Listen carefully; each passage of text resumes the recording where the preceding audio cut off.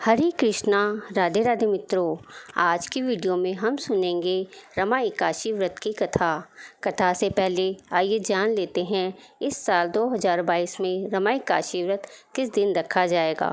2022 में रमा एकादशी व्रत 21 अक्टूबर दिन शुक्रवार को रखा जाएगा। तो चलिए सुनते हैं रमा एकादशी व्रत की पौराणिक कथा। धर्मराज युधिष्ठिर कहने लगे, हे भगवान, कार्तिक कृष्ण एकादशी का क्या नाम है, इसकी विधि क्या है, इसके करने से क्या फल मिलता है, सो आप विस्तार पूर्वक बताइए। भगवान श्री कृष्ण बोले कि कार्तिक कृष्ण पक्ष की एकादशी का नाम रमा एकादशी है। यह बड़े बड़े पापों का नाश करने वाली एकादशी है। इसका महात्म्य मैं तुमसे कहता हूँ, तुम इसे ध्यानपूर्वक सुनो। हे राजन, प्राचीन काल में मुचुकुंद नाम का एक राजा था। उसकी इंद्र के साथ मित्रता थी और साथ ही यम, कुबेर, वरुण और विभीषण भी उसके मित्र थे। यह राजा बड़ा धर्मात्मा, विष्णु भक्त और न्याय के साथ राज्य करता था। उस राजा की एक कन्या थी जिसका नाम चंद्रभागा था। उस कन्या का विवाह चंद्रसेन के पुत्र शोभन के साथ हुआ था। एक समय वह शोभन अपनी ससुराल आया हुआ था। उन्हीं दिनों जल्दी ही पुण्यदायी एकादशी रमा भी आने वाली थी। जब व्रत का दिन समीप आ गया तो चंद्रभागा ने मन में अत्यंत सोच उत्पन्न हुआ कि मेरे पति अत्यंत दुर्लभ हैं और मेरे पिता की आज्ञा अति कठोर है। दशमी को राजा के ढोल बजाकर सारे राज्य में यह घोषणा करवा दी कि एकादशी को भोजन नहीं करना चाहिए। ढोल की घोषणा सुनते ही शोभन को अत्यंत चिंता हुई और शोभन अपनी पत्नी से कहा कि हे प्रिय, अब क्या करना चाहिए। मैं किसी प्रकार भी भूख सहन नहीं कर सकूंगा। ऐसा उपाय बताओ कि जिससे मेरे प्राण बच सकें, अन्यथा मेरे प्राण अवश्य ही चले जाएंगे।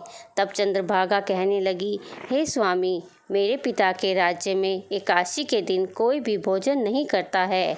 हाथी, घोड़ा, ऊंट, बिल्ली, गौ आदि भी तृण, अन्न, जल आदि ग्रहण नहीं कर सकते। फिर मनुष्य तो कहाँ का कहना ही क्या है। यदि आप भोजन करना चाहते हैं तो आप किसी दूसरे स्थान पर चले जाइए, क्योंकि यदि आप यहीं रहना चाहते हैं तो आपको अवश्य ही व्रत करना पड़ेगा। तब ऐसा सुनकर शोभन कहने लगा कि हे प्रिय, मैं अवश्य व्रत करूँगा। जो भाग्य में होगा वह देखा जाएगा। इस प्रकार से विचार कर शोभन ने व्रत रख लिया और वह भूख व प्यास से अत्यंत पीड़ित होने लगा। जब सूर्य नारायण अस्त हो गए और रात्रि को जागरण का समय आया तो वैष्णवों ने अत्यंत हर्ष देने वाला था, परंतु शोभन के लिए अत्यंत दुखदायी हुआ। प्रातःकाल होते ही शोभन के प्राण निकल गए। तब राजा ने सुगंधित काष्ठ से उसका दाह संस्कार करवाया, परंतु चंद्रभागा ने अपने पिता की आज्ञा से अपने शरीर को दग्ध नहीं किया और शोभन की अंत्योष्टि क्रिया के बाद अपने पिता के घर में ही रहने लगी। रमा एकादशी के प्रभाव से शोभन को मंदराचल पर्वत पर धन धान्य से युक्त तथा शत्रुओं से रहित एक सुंदर देवपुर प्राप्त हुआ। वह अत्यंत सुंदर रत्न और वैदुर्मणि, जाटीय स्वर्ण के खंभों पर निर्मित अनेक प्रकार की स्फटिक मणियों से सुशोभित भवन में मूल्यवान वस्त्र आभूषणों तथा छत्र व चंवर से विभूषण गंधर्व और अप्सराओं से युक्त सिंहासन पर आरूढ़ ऐसा शोभामान्य होता था, मानो दूसरा इंद्र विराजमान हो। एक समय की बात है, मुचुकुंद नगर में रहने वाले एक सोम शर्मा नामक ब्राह्मण तीर्थ यात्रा करता हुआ घूमता घूमता उधर जा निकला और उसने शोभन को पहचान लिया कि यह तो राजा का जमाई शोभन है। उसके निकट गया। शोभन भी उसे पहचान कर अपने आसन से उठाकर उसके पास आया और प्रणाम आदि करके कुशल प्रश्न किया। राजा ने पूछा, आपकी राज्य में मुक्चुंद और आपकी पत्नी कुशल से हैं। नगर में भी सब प्रकार से कुशल है, परंतु हे राजन, हमें आश्चर्य हो रहा है। आप अपना वृत्तांत कहिए कि ऐसा सुंदर नगर जो न कभी देखा न कभी सुना, आपको कैसे प्राप्त हुआ। तब शोभन बोला कि कार्तिक कृष्ण की रमा एकादशी का व्रत करने से मुझे यह नगर प्राप्त हुआ है, परंतु यह अस्थिर है। यह स्थिर हो जाए ऐसा उपाय कीजिए। ब्राह्मण कहने लगा कि हे राजन, यह स्थिर क्यों नहीं है और कैसे स्थिर हो सकता है, आप बताएंगे, फिर मैं अश्वमेघ वह उपाय करूँगा। मेरी इस बात को आप मिथ्या न समझिए। शोभन ने कहा कि मैंने इस व्रत को श्रद्धा रहित होकर किया, अतः यह सब कुछ अस्थिर है। यदि आप मुक्चुंद की कन्या चंद्रभागा को यह सब वृत्तांत कहें तो वह स्थिर हो सकता है। ऐसा सुनकर उस श्रेष्ठ ब्राह्मण ने अपने नगर लौटकर चंद्रभागा से सब वृत्तांत कह सुनाया। ब्राह्मण के वचन सुनकर चंद्रभागा बड़े प्रसन्नता से ब्राह्मण से कहने लगी कि हे ब्राह्मण, ये सब बातें आपने प्रत्यक्ष देखी हैं या स्वप्न की बातें बता रहे हैं।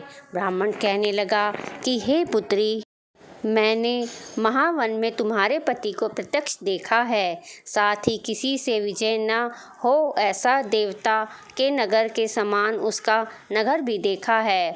उन्होंने ऐसा भी कहा है कि यह स्थिर नहीं है। जिस प्रकार वह स्थिर रह सके सो ऐसा उपाय करना चाहिए।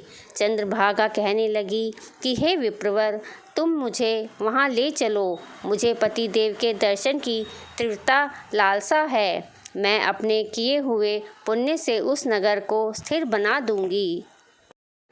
आप ऐसा कार्य कीजिए जिससे उनका हमारा संयोग हो, क्योंकि वियोगी को मिला देना महापुण्य है। सोम शर्मा यह बात सुनकर चंद्रभागा को लेकर मंदराचल पर्वत के समीप वामदेव ऋषि के आश्रम पर गया। वामदेव जी ने सारी बात सुनकर वेद मंत्रों से उच्चारण से चंद्रभागा का अभिषेक कर दिया। तब ऋषि के मंत्र के प्रभाव से और एकादशी के व्रत से चंद्रभागा का शरीर दिव्य हो गया और वह दिव्य गति को प्राप्त हुई। इसके बाद वह बड़ी प्रसन्नता के साथ अपने पति के निकट गई। अपनी प्रिय पत्नी को आते देखकर शोभन अति प्रसन्न हो गया और उसे बुलाकर अपनी बाईं तरफ बैठा लिया। चंद्रभागा कहने लगी कि हे प्राणनाथ, आप मेरे पुण्य को ग्रहण कीजिए। अपने पिता के घर जब मैं 8 वर्ष की थी, तब से मैं विधि पूर्वक एकादशी के व्रत को श्रद्धा पूर्वक करती आ रही हूँ। इस पुण्य के प्रभाव प्रातः से आपका यह नगर स्थिर हो जाएगा तथा समस्त कार्यों से युक्त होकर प्रलय के अंत तक रहेगा। इस प्रकार चंद्रभागा ने दिव्य आभूषणों और वस्त्रों से सुसज्जित होकर अपने पति के साथ आनंद पूर्वक रहने लगी। हे राजन, यह मैंने रमा एकादशी का महात्म्य कहा है। जो मनुष्य इस व्रत को करते हैं उनके ब्रह्म हत्या समस्त जैसे पाप नष्ट हो जाते हैं। कृष्ण पक्ष और शुक्ल पक्ष दोनों की एकादशियाँ समान हैं। इनमें कोई भी भेदभाव नहीं है, दोनों समान फल देती हैं।